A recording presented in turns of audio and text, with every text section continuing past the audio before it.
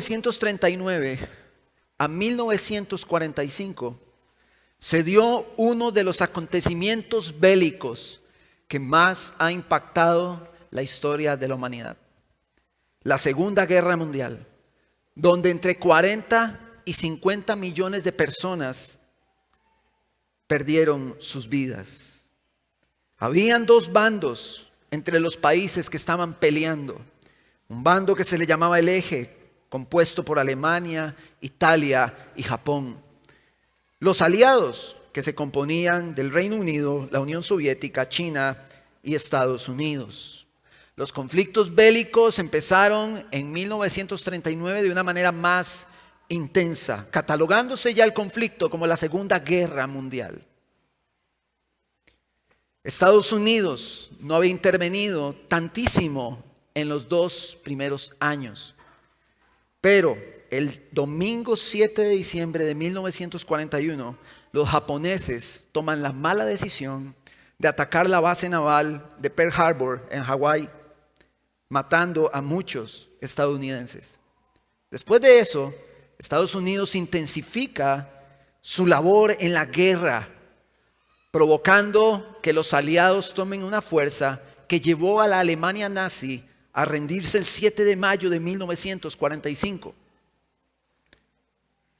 2 meses después, el 26 de julio de 1945, Estados Unidos exigió la rendición incondicional del ejército japonés en la declaración del Potsdam. El otro camino era la aniquilación absoluta. Estados Unidos le dijo a Japón: ríndanse o los aniquilamos. El 6 de agosto de 1945 a las 8:15 am, hora local, Estados Unidos desplegó una bomba atómica sobre Hiroshima, acabando con 140,000 civiles aproximadamente. 16 horas más tarde, el presidente estadounidense Harry Truman reiteró su solicitud de rendición de Japón. Tiraron la primera bomba y le dijeron: ríndanse, porque vamos a seguir destruyendo. Los japoneses, endurecidos, no se rindieron. Estados Unidos advirtió de un inminente diluvio de destrucción desde los cielos si no se rendían. El 9 de agosto, días después de 1945, Estados Unidos lanzó la segunda bomba atómica, esta vez sobre Nagasaki, acabando instantáneamente con la vida de 70,000 personas aproximadamente. Tras esta segunda bomba, Japón toma la decisión de rendirse y el emperador Hirohito pronunció un mensaje radial el 15 de agosto notificando la rendición, esto según la revista de Nat Geo. Hermanos, entendemos que la maldad de los hombres hoy, que se destruyen unos a otros, es producto del pecado del huerto. Cuando el pecado se da en el huerto del Edén, se destruyen varias relaciones y se quiebran, se alteran. La relación entre Dios y los hombres se quiebra. La relación entre los hombres se deteriora y se llena de maldad. La relación con la creación también se ve afectada. Todo esto es producto del pecado. Quise traer esta ilustración a manera de introducción porque vemos un tipo de negociación. Estados Unidos le dice a Japón: ríndanse o los aniquilamos. De una u otra forma, la posición en la que se encontraba Estados Unidos le daba el poder para poner los términos de la negociación y del posible acuerdo. Japón se encontraba ya vulnerable ante la realidad existente de su panorama. Ante la dureza de alguna de las dos partes en términos de negociación, ante la dureza de alguna de las dos partes o de ambas, la negociación busca a través de beneficios para ambos encontrar un espacio de suavidad o flexibilidad para llegar a un buen acuerdo. Eso hace la negociación. Ahora, en el texto que tenemos hoy, nos encontramos con una negociación. Pero esta negociación se encuentra bajo el principio de que Dios tiene un plan, ¿sí? Hay una negociación, pero Dios, que es Dios, Él pone los términos para esa negociación. Y Él es el que dice cómo se hacen las cosas. Y si no se hacen como Él dice, hay consecuencias. Dios tiene un plan y Dios tiene un control detallado sobre ese plan que incluye los enemigos. ¿Se acuerdan que lo estuvimos viendo? De manera general en esta sección, que es una narrativa, nos encontramos, para los que les gusta la gramática y que están estudiando también, una conjunción adversativa en el verso 30 y en el verso 37, que es el pero. Esto nos contrasta dos tipos de reacciones: endurecimiento y obediencia, y sus respectivas consecuencias. Después, hermanos, de los 38 años en el desierto, el pueblo se encontraba ahora nuevamente frente a los amorreos. El pueblo se encuentra frente a la tierra prometida y a su vez a las puertas del periodo de conquista. Dios le había prometido las tierras de Canaán a Abraham en Génesis. En dichas tierras gobernaba el paganismo. Ellos venían de un proceso, el pueblo de Israel, de un proceso de disciplina por su pecado. Y según el contexto literario, hay dos cosas que podemos ver en el texto. Anteriormente, antes de llegar al texto de hoy, Moisés les viene hablando acerca de cómo Dios fue fiel y ellos infieles.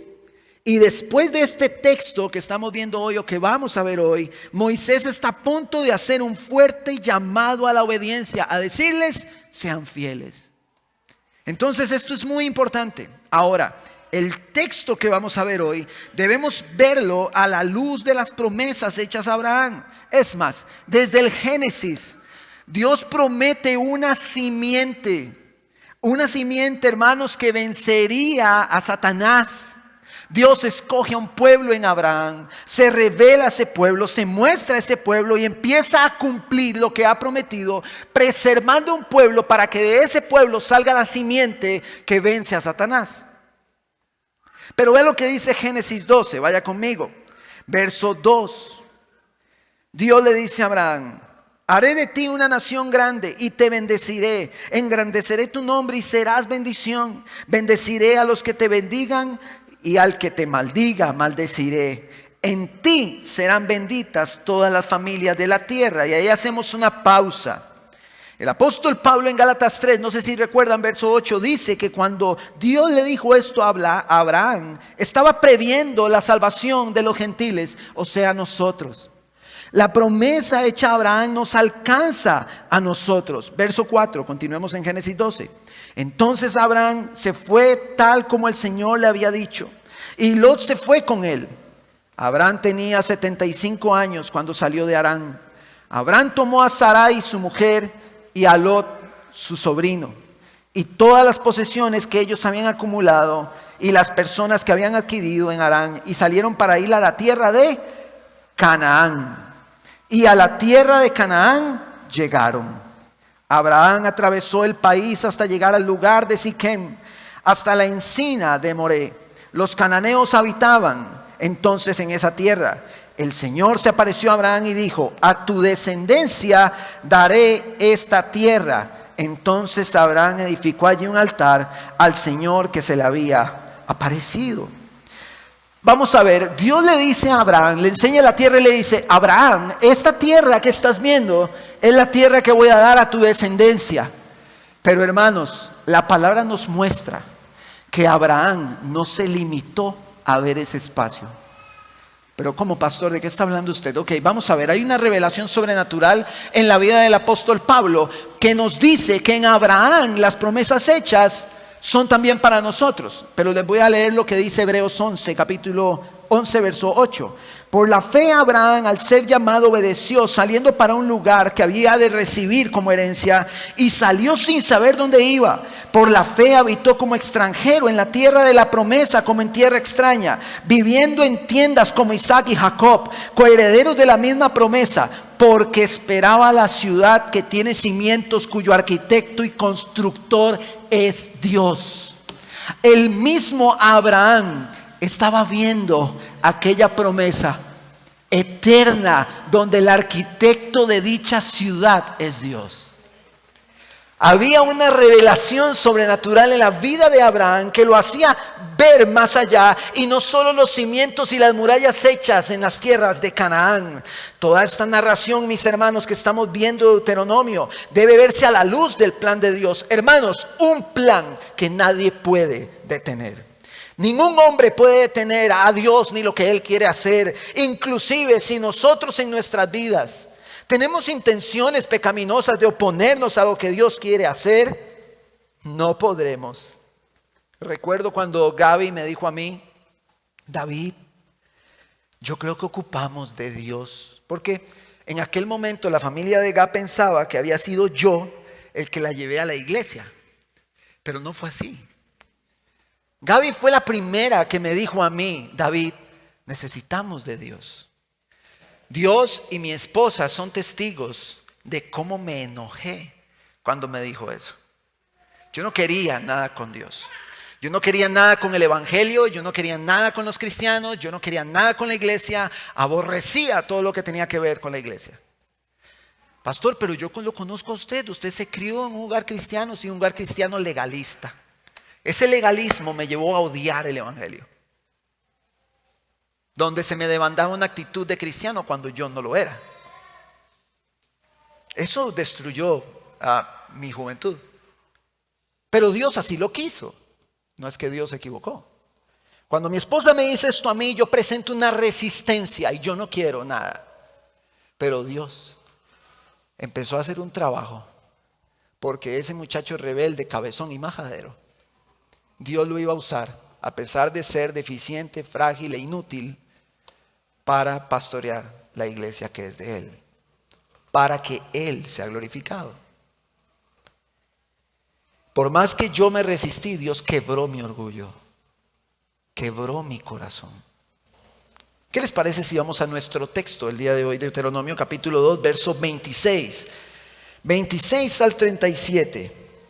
Ahora Moisés se encuentra en una negociación con el rey Sehón de Hesbón, y enviando unos mensajeros con palabras de paz. Este es el escenario que Moisés le está relatando a la generación nueva, contándole los sucesos anteriores. Verso 26 del capítulo 2. Entonces, desde el desierto de Cademot, envié, dice Moisés, mensajeros a Sehón, rey de Hesbón, con palabras de paz, diciéndole: déjeme pasar por su tierra, solamente iré por el camino, sin apartarme ni a la derecha ni a la izquierda.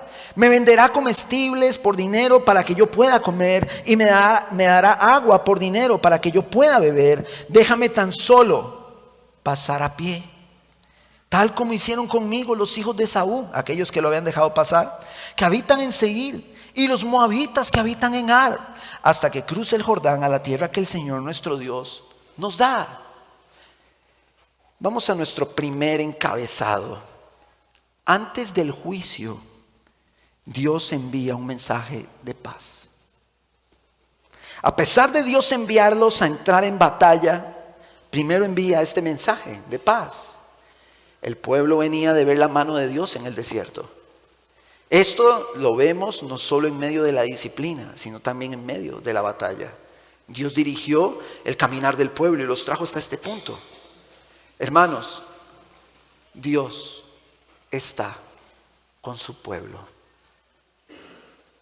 Dios no abandona a su pueblo. Dios es fiel. Y si nosotros somos infieles, Él es fiel. Dios permanece allí. Nos encontramos frente a una negociación. ¿Por qué una negociación? ¿Por qué Moisés manda a dos mensajeros y le dicen: vea, Sehón, nosotros necesitamos pasar por este tramo que está aquí, pero déjenos pasar? Cuando nosotros pasemos, le vamos a comprar a usted comida, le vamos a comprar bebida, vamos a pasar paz y amor por en medio, todo bien, déjenos pasar tranquilos. Este es el escenario, pero hay algo extraño aquí, porque Dios les había dicho en versos anteriores que iban a entrar en batalla.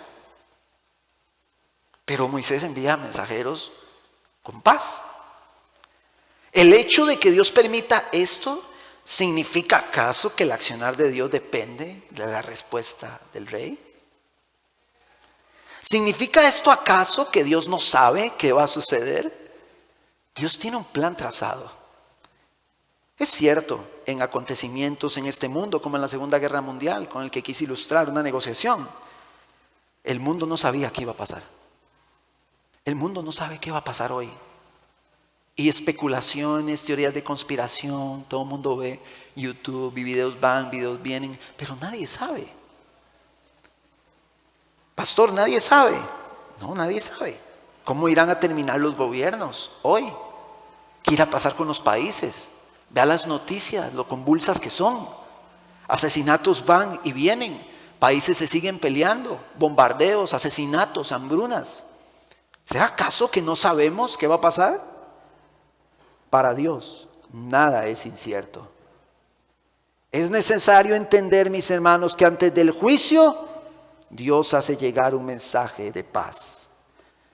Con los mensajeros que llevan el mensaje de paz a Sehón, ¿significa que Dios le estaba dando una oportunidad al rey Sehón?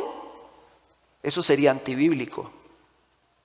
Porque versos antes, en el verso 24, él le dice: levántense y pónganse en marcha y pasen por el valle de Arnón. Mira, he entregado en tu mano a Sehón amorreo, rey de Hesbón, y a su tierra. Comienza a tomar posesión y entra en batalla con él. Dios no le estaba dando una oportunidad a Sehón con el mensaje de paz. Si esto es así, ¿por qué Dios permitió que Moisés enviara un mensaje de paz? ¿Es acaso esto irracional? Debemos entender que en la Escritura Dios revela su carácter y el corazón del hombre. Dios está revelando que Él es justo. Él tiene un rechazo profundo por los actos abominables de los hombres y cómo sobre ellos dicta el juicio. La palabra no lo revela. El juicio de Dios cae por el pecado de los hombres, mis hermanos. Dios no está impartiendo juicio de manera arbitraria, sin razón. Hay un interés de Dios en que nosotros veamos la razón por la cual Él lleva juicio. Y la razón es el pecado, y es necesario que esto se revele. Era necesario que para que podamos ver la justicia de Dios ante el pecado, pudiésemos ver cómo el rey Sehón estaba endurecido. Dios manda a sus mensajeros de paz, pero Dios ya sabía que el rey iba a decir que no. Ya había una sentencia sobre él. ¿Qué era lo que estaban haciendo los pueblos paganos? Escúcheme bien esto, hermanos, porque a veces leemos estos textos y no meditamos bien. Estos textos paganos agarraban a sus hijos, estos pueblos paganos, agarraban a sus hijos, esos que usted tiene en sus brazos, y los tiraban al fuego para sacrificarlos a los dioses. Pastor, pero ¿cómo hacían eso? Hoy le llaman aborto.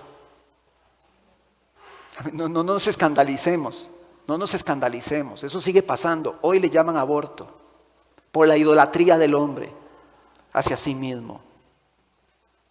No nos escandalicemos. Dice que había adivinación, dice que había hechicería en los pueblos estos paganos, mis hermanos. Que había adivinación, que había hechicería, que habían agoreros, encantadores, adivinos, espiritistas. Todo esto lo vemos en Deuteronomio 18. Y decimos: ¿cómo, pastor? Pero esas cosas habían en ese tiempo en el pueblo. Sí, agarre un periódico de hoy día. Yo sé que ya casi nadie lee los periódicos físicos, pero agarre un periódico y se va a encontrar con anuncios. El indio Cipriano doblegó a su ser amado pidiendo perdón llorando. Yo vacilaba con los pastores y yo les decía: no es cualquier perdón el que le va a dar el agorero, es un perdón llorando.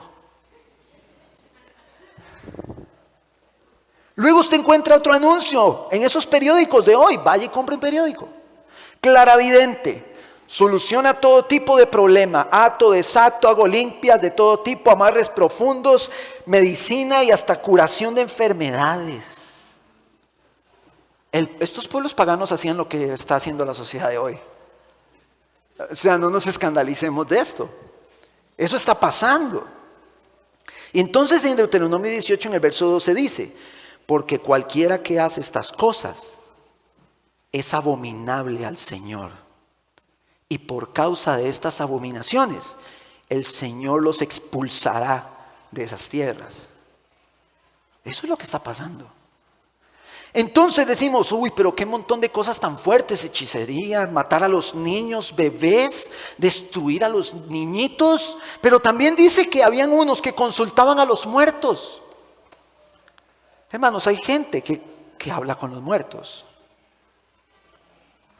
entre comillas. Eso está pasando en esas naciones, pero vean lo grave de esto. Lo grave de esto es que Dios, muchos años antes, cuando Dios le enseñó las tierras a Abraham, al que le hizo la promesa, le dijo: Abraham, es necesario que el pecado de estas naciones llegue a su límite. Y cuando llegue a su límite, entonces ya tomarán la tierra. O sea, vendrá el juicio sobre ellos. ¿Qué quiere decir esto? Si ya en Deuteronomio Moisés está relatando que el pecado llegó al límite y era hora de que cayera el juicio sobre ellos, lo que nos está diciendo es que todas estas prácticas son el límite. Hermanos, estamos en el límite. Estamos a las puertas del juicio, así como a las puertas de la promesa. Hermanos, y esto no es un juego. Estamos a las puertas del juicio. El espiritismo, los agoreros, los hechiceros, adivinos, montón de payasos. Todo eso lo estamos viendo hoy. Dios utiliza el pecado de Sehón y su pueblo a favor de su plan. Verso 30 de Deuteronomio, capítulo 2. Pero Sehón, rey de Hesbón, no quiso dejarnos pasar por su tierra, porque el Señor tu Dios endureció su espíritu e hizo obstinado su corazón a fin de entregarlo en tus manos, como lo está hoy. Moisés está relatando esto.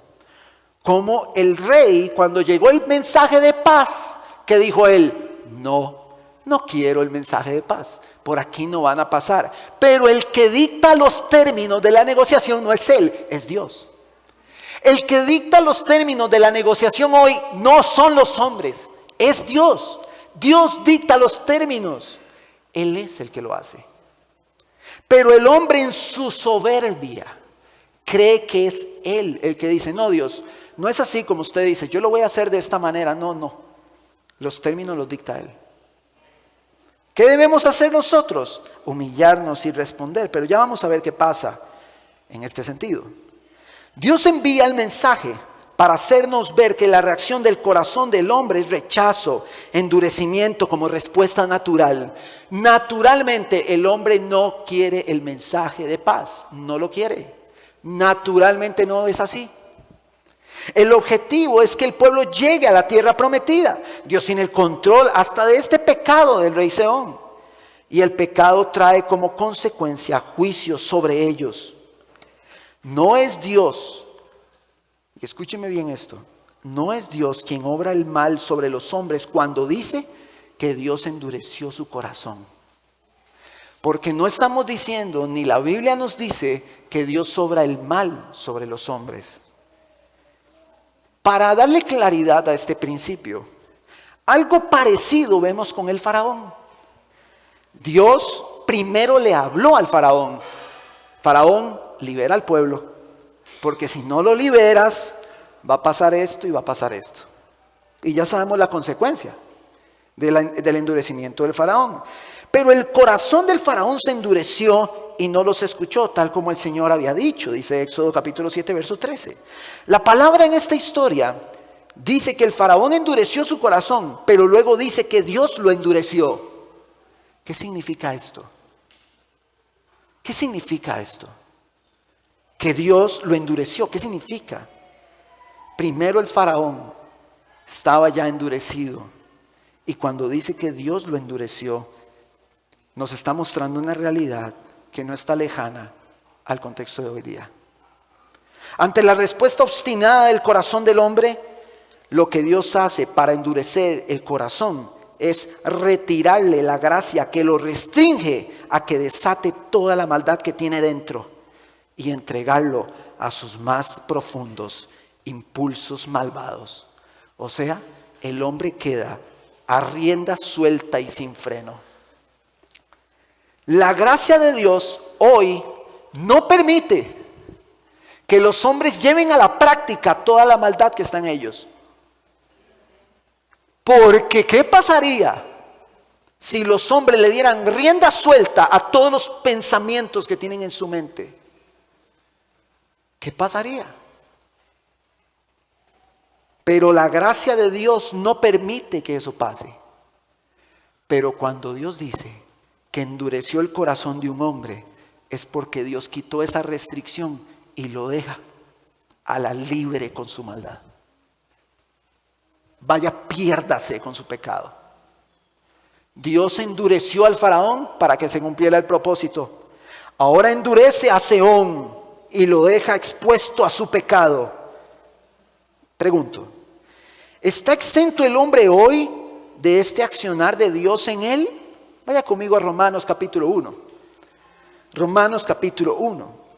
¿Está exento el hombre hoy de que Dios lo deje a que se vaya de rienda suelta a estrellar contra el tráiler? Romanos 1, verso 18.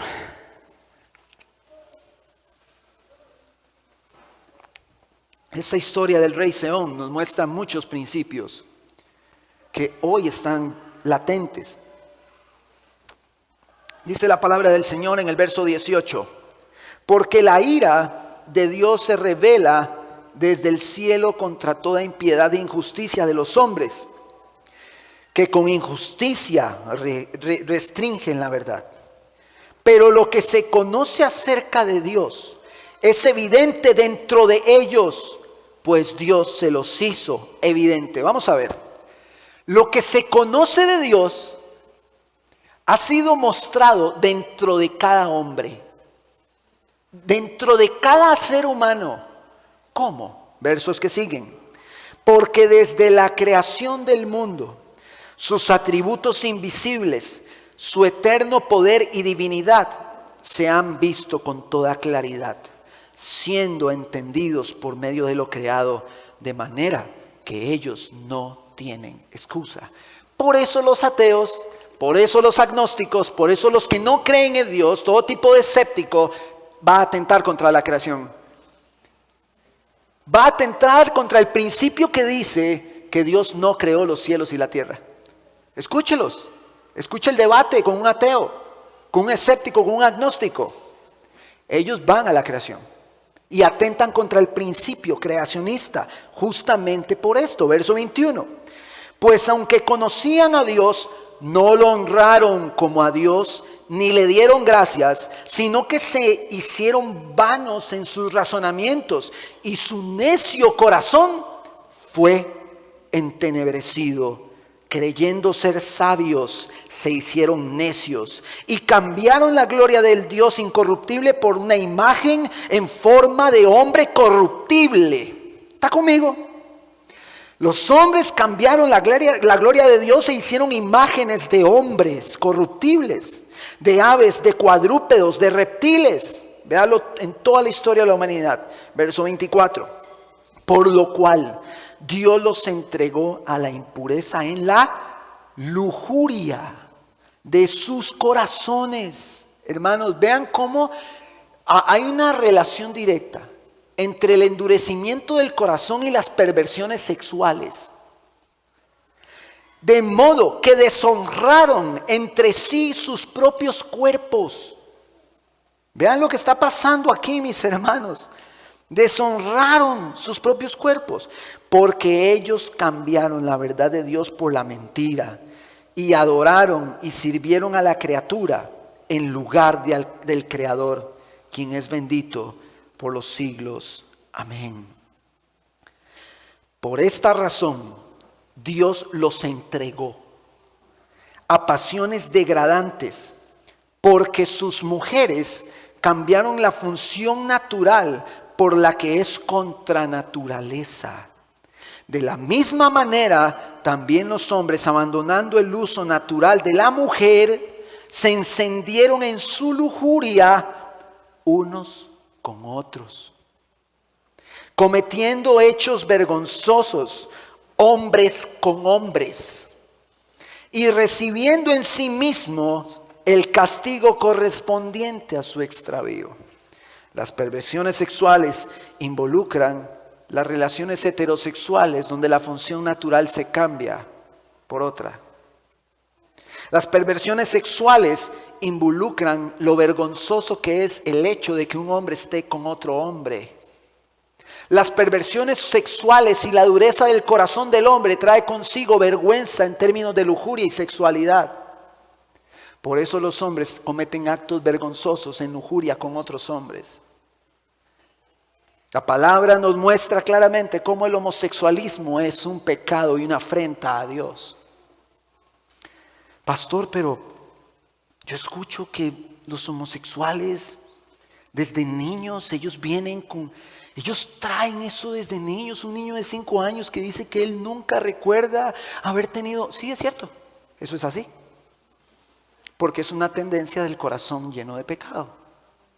Otros tienen tendencia a mentir. Otros tienen tendencia a robar. Otros tienen tendencia a desear estar con 10 mujeres. Pero todas estas cosas son producto de un corazón que dijo al mensaje de paz: no quiero. No quiero. Endurezco mi corazón. Entonces Dios los agarra y los entrega a sus pasiones para que se pierdan en su inmundicia. ¿Sí? ¿Están conmigo?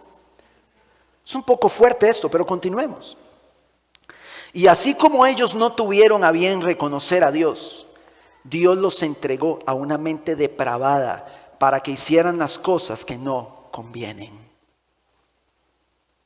Están llenos de toda injusticia, maldad, avaricia y malicia, llenos de envidia, homicidios, pleitos, engaños y malignidad. Son chismosos, detractores, aborrecedores de Dios, insolentes, soberbios, jactanciosos, inventores de lo bueno, desobedientes de los padres. Dios mío, porque siento que estoy describiendo a la farándula. Llenos de homosexuales, mentirosos, se jactan. Un hombre que habla así como todo quebrado y que se jacta porque él es como la figura del chisme en este país. Y todos, la iglesia viendo estas cosas. ¿Es en serio, hermanos? ¿Es en serio? ¿Estamos hablando en serio? Son chismosos, están entregados a su maldad, son jactanciosos. Ellos son inventores de lo malo, son desobedientes a sus padres. Verso 31, no tienen entendimiento, son indignos de confianza, sin amor y despiadados. Hermanos, por Dios, esa es la sociedad de hoy. Está entregada a sus pasiones con un entendimiento entenebrecido porque al mensaje de paz le dijo: no quiero. Ellos, verso 32, aunque conocen el decreto de Dios que los que practican tales cosas son dignos de muerte, no solo las hacen, sino que también dan su aprobación a los que las practican.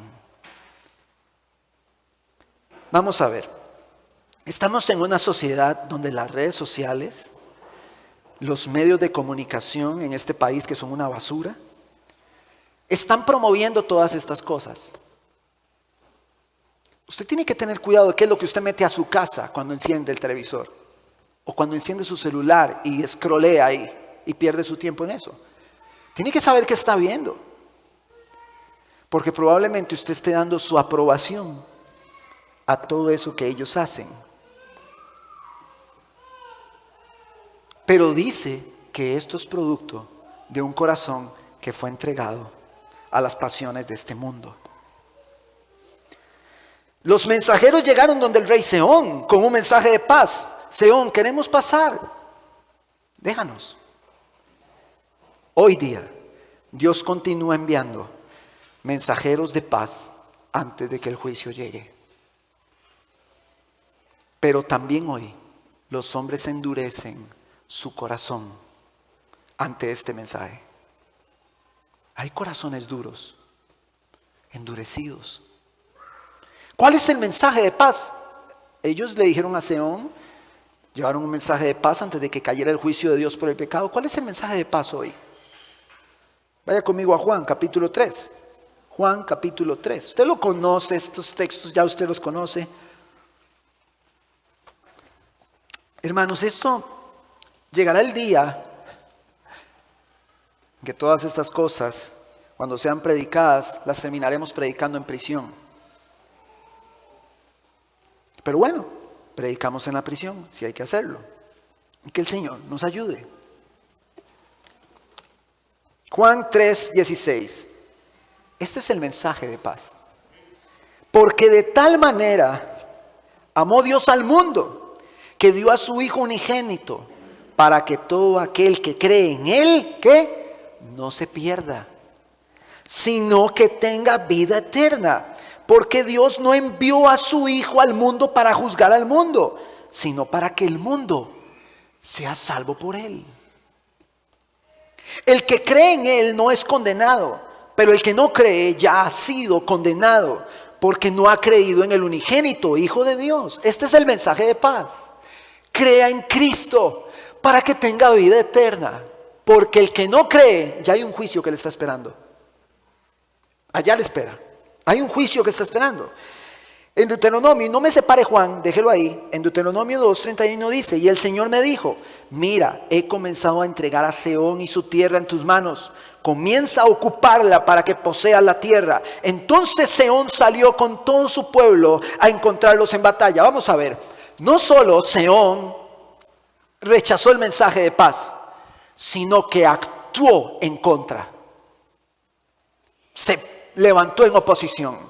Y el hermano Gabriel dijo algo muy cierto en el sermón anterior. Ante el mensaje de paz solo hay dos reacciones: o lo abrazo y lo creo, o me levanto contra él. Entonces en el verso 19 en Juan 3 dice: y este es el juicio, que la luz vino al mundo. Pero ¿qué dice después? Y los hombres amaron más las tinieblas que la luz, pues sus acciones eran malas. Porque todo el que hace lo malo odia la luz y no viene a la luz, para que sus acciones no sean expuestas. Pero el que practica la verdad viene a la luz, para que sus acciones sean manifestadas, que han sido hechas en Dios. Este es el juicio, que vino la luz, el mensaje de paz, y le dijo a los hombres: hay salvación en Cristo, crea en Cristo, crea en Él.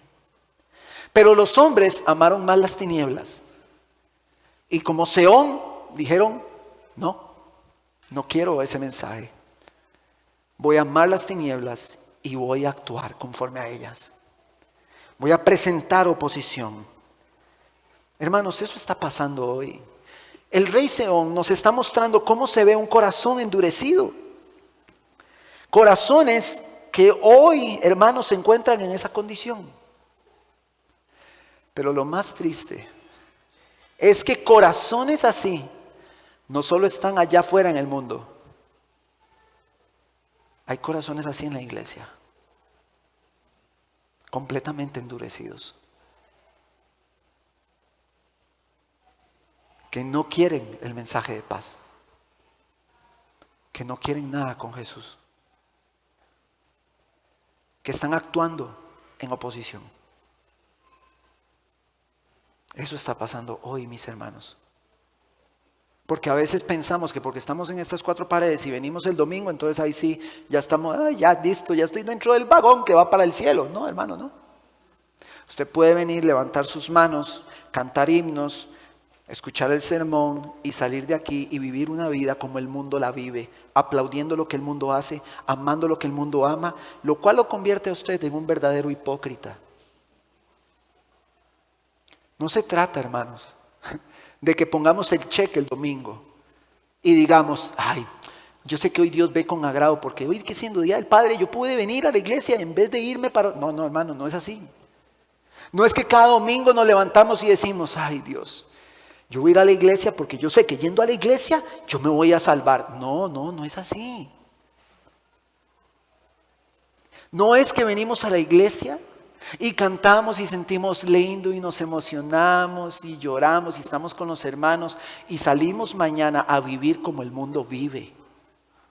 No es así. El que usted esté aquí en estas 4 paredes no está garantizando su salvación. ¿Sí? ¿Está conmigo? No, esto no es ritual, hermanos. Todo aquel que cree en Cristo y que recibe el mensaje de paz vive bajo los términos del que dicta la negociación. Escucha el mensaje de paz y dice: ok, Señor, yo me rindo, son tus términos, yo me rindo, yo sigo tus términos, lo que tú quieras en mi vida. ¿Quieres mi vida? Toma mi vida. Por eso dice la Escritura que cualquiera que venga en pos de Él, niéguese a sí mismo, tome su cruz y sígame. Hermanos, el camino del cristiano no son arcoíris y ponis. El camino del cristiano está lleno de espinos, de trechos duros. Y es una mentira decirle a los hombres: venga Dios y todo se le va a arreglar. Probablemente nada se arregle, pero de que usted va a estar en una eternidad con Cristo, eso sí nadie se lo va a quitar. Usted puede perder su dinero, usted puede perder su trabajo, usted puede perder su salud, pero si usted se ha humillado a los términos de aquel que dictó la negociación y ha creído en el mensaje de paz del Evangelio, usted será salvo. Ya es salvo, sin importar qué pase en esta tierra. Verso 33. Y el Señor nuestro Dios lo entregó al rey Sehón a nosotros, y lo derrotamos a él, a sus hijos y a todo su pueblo. En aquel tiempo tomamos todas sus ciudades y exterminamos a hombres, mujeres y niños de esa ciudad. No dejamos ningún sobreviviente. Vean lo que está diciendo Moisés. Pastor, ve, y Moisés mató niños. Ve. Eso, ¿ve cómo es que esto sucede? Ya vamos a ver eso. Verso 35. Tomamos solamente como nuestro botín los animales y los despojos de las ciudades que habíamos capturado. Desde Aroer, que está a la orilla del valle de Arnón, y desde la ciudad que está en el valle, aún hasta Galad. No hubo ciudad inaccesible para nosotros. El Señor nuestro Dios nos las entregó todas. Nos lleva a nuestro segundo encabezado. La consecuencia inevitable para un corazón endurecido ante el mensaje de paz es juicio. No es muy frecuente que en mi casa haya cereal en el desayuno. Eso no es frecuente por muchos factores. Aparte de que no es nada saludable, no es común que tengamos cereal. El día de ayer estábamos en la mesa y había cereal. Pero solo mis hijos comen el cereal. Entonces resulta que mi hijo menor no quería el de él. Mis 2 hijos ya tenían su cereal y yo dije: yo me sacrifico por ese cereal. No lo quiere comer. ¿Quién lo quiere? Yo tomo ese, yo me sacrifico. Y entonces uno de mis hijos brinca: ¿cómo? Eso no es justo. Y entonces mi esposa toma esas oportunidades para hablar el evangelio a mis hijos. Y entonces le dice: sí, ¿quiere que hablemos de justicia? Usted ya tiene su taza de cereal. ¿Es injusto que no reciba otra taza de cereal? Hermanos, nosotros ya tenemos mucha gracia en nuestras vidas. Debemos entender que por nuestro pecado, escúcheme bien, ni usted ni yo merecemos nada bueno. Pero cuando usted no entiende eso, usted es la víctima de todo lo que le sucede. Y entonces decimos: Dios es injusto. Estos pueblos eran paganos. El hombre, por su pecado, desde el huerto, no merece más que el castigo sobre él.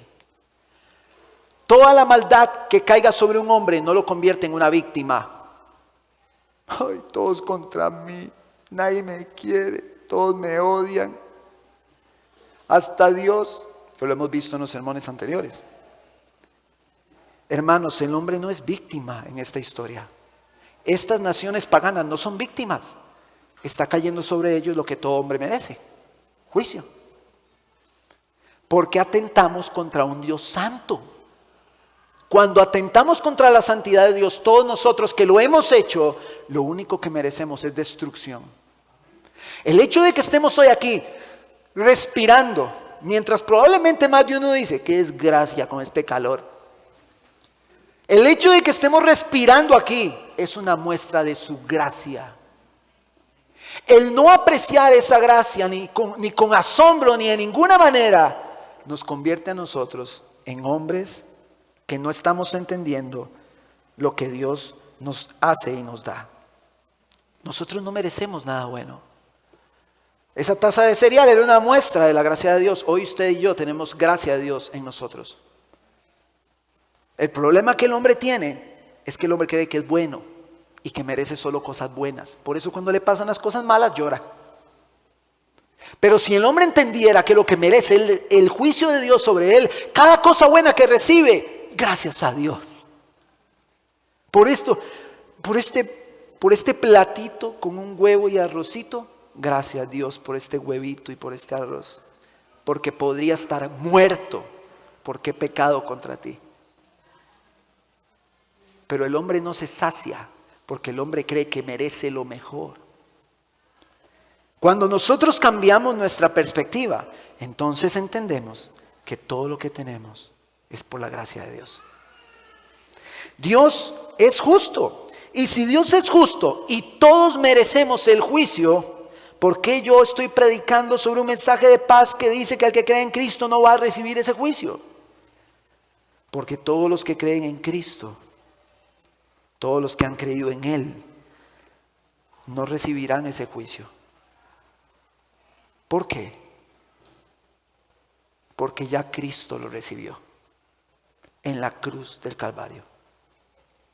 Porque Cristo recibió lo que era para nosotros, y la justicia perfecta de Cristo es imputada a los que creen, librándolos del castigo eterno.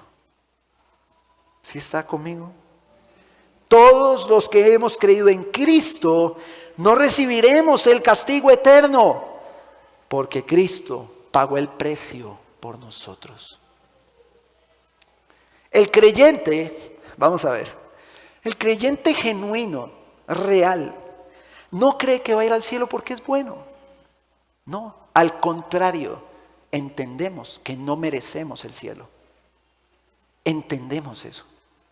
El creyente genuino y real entiende que irá al cielo por lo que Cristo hizo, no por lo que nosotros podamos hacer. Nos toca a nosotros poner la fe en Cristo. Todo aquel que no cree ya ha sido condenado. Y quiero que preste mucha atención a este texto de Apocalipsis, capítulo 20, verso 11. No lo busque, yo se lo leo.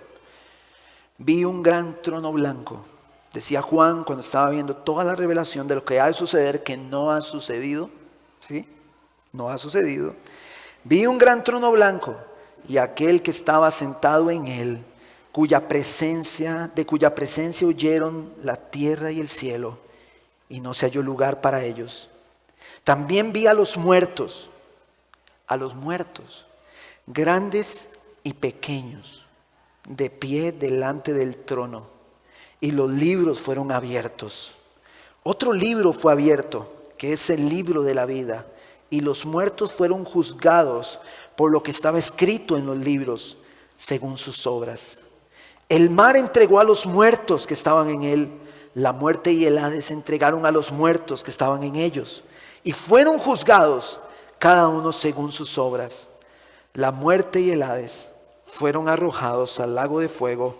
Esta es la muerte segunda, el lago de fuego. Y el que no se encontraba inscrito en el libro de la vida fue arrojado al lago de fuego. El juicio sobre Seón cayó destruyendo todo su pueblo, sus familias, sus hijos, esposas, esposos. El juicio sobre el endurecimiento del hombre de hoy va a caer delante del trono del Rey de Reyes y Señor de Señores. Así como Dios trajo juicio sobre el rey Seón, de la misma manera traerá juicio sobre los pecados de los hombres por su corazón endurecido no arrepentido. Todos los hombres serán juzgados, dice Hebreos capítulo 10, verso 26. ¿Tenemos acaso nosotros un corazón como el de Seón? Quiero que haga una introspección. Revísese por dentro. Todos, revísense por dentro. ¿Cómo está su corazón? ¿Rechazamos el mensaje de paz? ¿Cómo estamos? ¿Estamos poniendo nosotros los términos? ¿O estamos sujetos a lo que Dios nos está diciendo?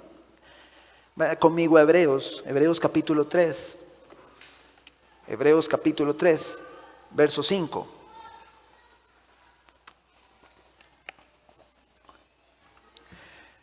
Dice la palabra del Señor: Moisés fue fiel en toda la casa de Dios como siervo. Y estamos hablando de Moisés en Deuteronomio. Para testimonio de lo que se iba a decir más tarde. Pero Cristo fue fiel como hijo sobre la casa de Dios, cuya casa somos nosotros, si retenemos firme hasta el fin nuestra confianza y la gloria de nuestra esperanza. Por lo cual, como dice el Espíritu Santo, si ustedes oyen su voz, no endurezcan sus corazones.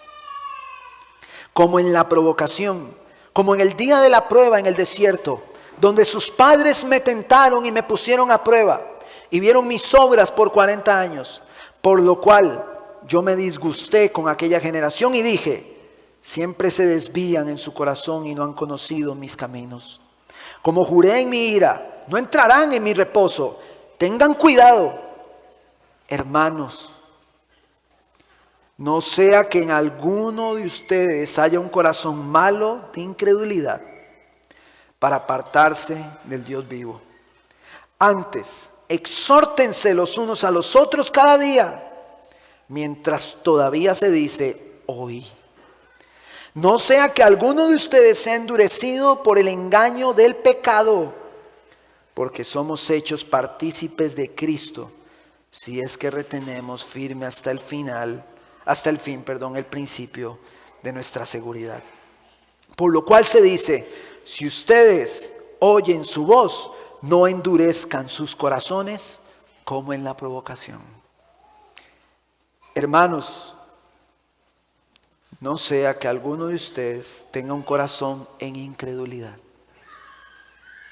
¿Sí está conmigo? La palabra del Señor dice que la cizaña y el trigo crecen juntos. Eso nos comunica que no todos los que están en las cuatro paredes de una iglesia o de un edificio, cada domingo se van a salvar. Verso 37 de Deuteronomio. Pero conforme a todo lo que el Señor nuestro Dios había prohibido, no te acercaste a la tierra de los amonitas, a todo lo largo del arroyo de Jaboc, ni las ciudades del monte. Nuestro tercer y último encabezado para cerrar: aquellos que escuchan el mensaje de paz y obedecen serán guardados por Dios hasta alcanzar la promesa eterna. No se lo busque, yo se lo leo, Malaquías 4.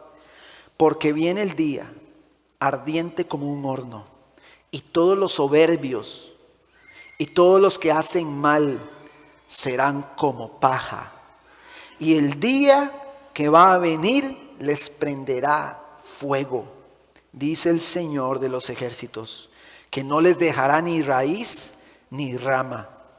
Pero para ustedes que temen mi nombre, se levantará el sol de justicia con la salud en sus alas, y saldrán y saltarán como becerros de la manada, dice la Reina Valera. Esta dice como terneros del establo. Debemos creer en Cristo. Ese es el mensaje de paz hoy. En Él hay vida eterna. Hermanos, por favor, no hay que tener cierta capacidad intelectual para ver la decadencia de esta sociedad.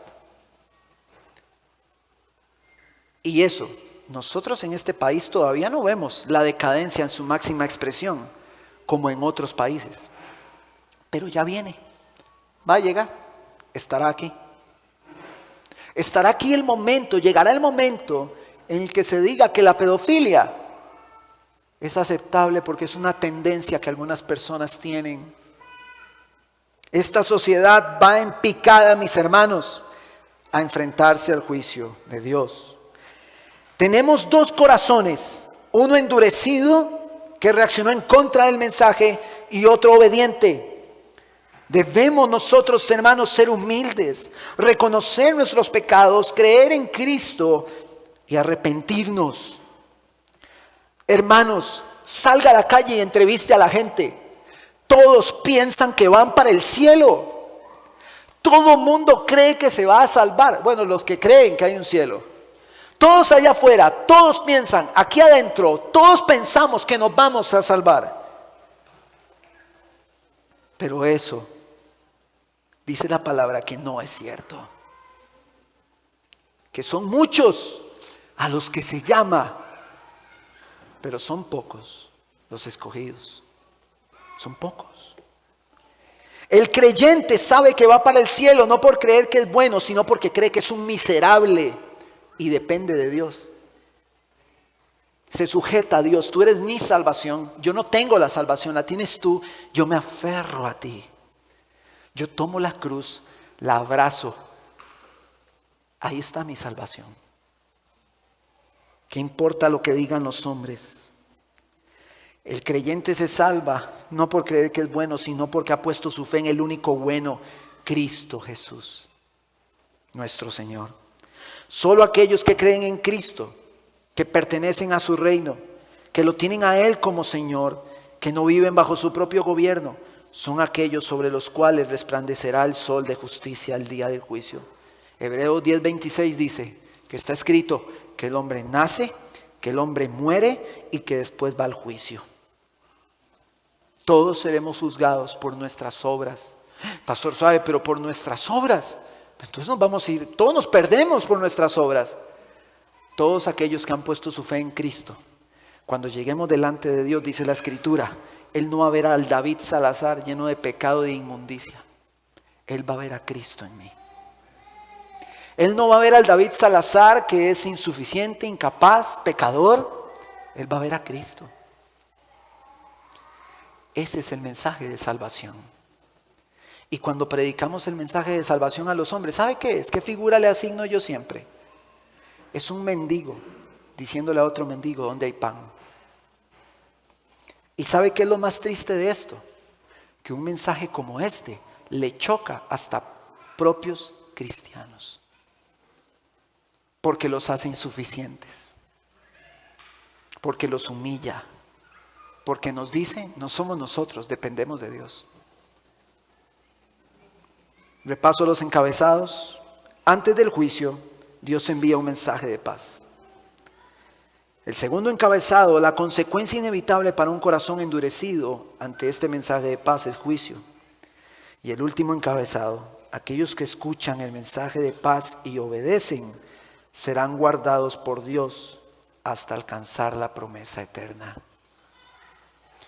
Hermanos míos, el hombre es expuesto al mensaje de paz. Su respuesta puede llegar a ser endurecimiento u obediencia. El endurecimiento atrae juicio. La obediencia en el pueblo lo llevará por un camino seguro. Nosotros debemos recibir el mensaje de paz respondiendo en obediencia y no endureciendo nuestros corazones para recibir juicio. Hermanos míos, cuidado, alguien aquí, alguno de nosotros, tiene un corazón como el del rey Sehón. Nosotros no ponemos los términos en esto, los pone el Señor. Nos dirigimos hacia la muerte eterna, pero Él en su gran amor, que no se le sale nada de control, Él nos dice, yo te tomo antes de. Y todo aquel que cree en Él, cuando muera, tendrá vida eterna, tendrá salvación. Él murió para el perdón de pecados, no importa cuál pecado sea. Todo aquel que se arrepiente, dice la Biblia, que al contrito de corazón, al que se humilla, al que reconoce su pecado delante de Dios, dice la Biblia que Él no lo rechaza. Pero ¿será que están endurecidos nuestros corazones? ¿Será que el mensaje de paz es un mensaje más del montón? ¿Será acaso que el mensaje de paz para nosotros es algo ahí que yo tengo como un extra para entretenerme? ¿Será acaso que nosotros hemos tomado por poco ese mensaje de paz? ¿De verdad estamos viviendo el Evangelio en nuestras vidas? ¿De verdad usted está viviéndolo? ¿El historial de su teléfono qué nos dice? ¿Qué me dice el historial de su celular? ¿Qué dice el algoritmo de sus redes sociales? ¿Qué dice? ¿Qué dice su esposa, varón? ¿Qué dice su esposo, hermana? ¿Estamos viviendo el Evangelio? ¿O de verdad creemos que esto es un ritual de domingo? Hay mensaje de paz. Y algún día viene el juicio. Respondamos a ese mensaje. Porque Dios está enviando mensajeros de paz, su iglesia, a decirle al mundo: oigan, hay un mensaje de paz. Cristo murió, crea. Y el mundo dice: no quiero. Y Dios lo entrega a sus pasiones y a su inmundicia. Y va sin freno, como un tren sin freno, hacia la destrucción repentina. Mis amados hermanos, que Dios nos guarde de endurecer nuestro corazón. Que Dios nos guarde. Humíllense bajo la poderosa mano de Dios, dice el apóstol Pedro, para que sean exaltados. ¿De qué le sirve al hombre ganar el mundo entero? Vea las redes. Hombres se jactan de sus millones. Ahora estamos llenos de coach para hacer dinero, para ganar riqueza. Jesús dijo: pueden ganar todo eso, pero si pierden su alma, de nada les sirve. En la eternidad usted no puede pasar su tarjeta para decir: no, Señor, yo tengo platita aquí, yo guardé, yo hice un ahorro. No. Aunque muchos pastores ladrones hacen eso, no, Dios no hace eso. Nada vamos a hacer con las cosas de este mundo cuando lleguemos delante de Dios, que es santo. Amén. Creamos en Cristo y no endurezcamos nuestros corazones.